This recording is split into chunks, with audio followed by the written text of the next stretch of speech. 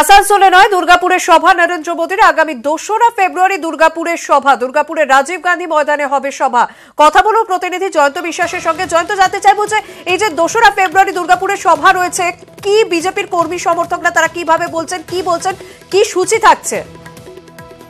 শর্মিষ্ঠা, যেটা বিজেপি সূত্রে আমরা জানতে পেরেছি, 2 তারিখ প্রধানমন্ত্রী রাজ্যে 2টি সভা করবেন। প্রথমে ঠাকুরনগরে সভা করবেন, তারপরে দুর্গাপুরে সভা করবেন। দুর্গাপুরের রাজীব গান্ধী যে ময়দান রয়েছে সেই ময়দানেই বিজেপির জেলা নেতৃত্ব জানিয়েছে সেই ময়দানেই সভা হবে এবং সেই ময়দানের একটা নির্দিষ্ট অংশ তারা দেখিয়েছেন।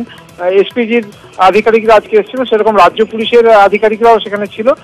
কিন্তু পুলিশের যেটা দাবি হচ্ছে, ওই মাঠে 3 তারিখে ঠিক ওই মাঠের যে মূল যে মাঠটা, সে বেশিরভাগ অংশেই একটি মণ্ডপ বাঁধা হয়েছে, সেখানে একটি ধর্মীয় অনুষ্ঠান আছে 3 তারিখ। তাদের সেই অনুষ্ঠানে লাখো লোকের সমাগম হবে এবং সেই জায়গা থেকে জানতে চাইবো যে 3রা ফেব্রুয়ারি ওই মাঠেই একটি ধর্মীয় অনুষ্ঠান রয়েছে আর বাকি অংশে ওই প্রধানমন্ত্রীর সভা হবে, সেক্ষেত্রে নিরাপত্তার ব্যবস্থাটা কি সঠিক হবে? শর্মিষ্ঠা, তোমাকে যে কথাটা বলছিলাম, যেহেতু ওই 3 তারিখে এই অনুষ্ঠানটা, তাদের জন্য যে লোকজন আসবে, লাখো লোকের সমাগম হবে, সেটা শুধু 3 তারিখ নয়, সেটা 1 তারিখ থেকেই তাদের সমাগম শুরু হয়ে যাবে, এরকম তাই ওই যারা উদ্যোক্তা সেই সূত্রে জানা গেছে। অতএব এসপিজি এবং যে রাজ্য পুলিশের আধিকারিকরা, তাদের কাছে যেটা বড় চ্যালেঞ্জ হচ্ছে নিরাপত্তা, প্রধানমন্ত্রীর নিরাপত্তার ব্যাপারটা দেখা। সেই জন্য ওই মাঠে যাতে সভা না হয় সেটা বিজেপির যারা জেলা নেতৃত্ব তাদেরকে জানিয়েছে, কিন্তু বিজেপির জেলা নেতৃত্ব ওই মাঠেই সভা করতে আগ্রহী এবং সেই মতোই জানিয়েছে এসপিজি এবং জেলা যে পুলিশ আছে তাদেরকে।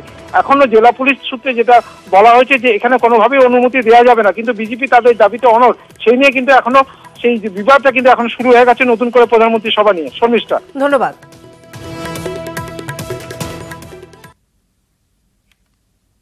আমাদের গান্ধী মেলা ময়দানে মোদিজি আসছেন এবং তার সমস্ত প্রস্তুতি, চিত্তলা মেলা ময়দান, রাজীব গান্ধী ময়দান, ওটা চিত্তলা মেলা ময়দান বলা হয়। রাজীব গান্ধী ময়দানে আমাদের মোদিজি আসছেন আর তার মোটামুটি আজকে যে সেন্ট্রাল থেকে সমস্ত এসছেন, তার মোটামুটি প্রাথমিক যে প্রক্রিয়া সে সমাপ্তি হয়েছে, ওখানে হবে, এটা সিদ্ধান্ত হয়েছে।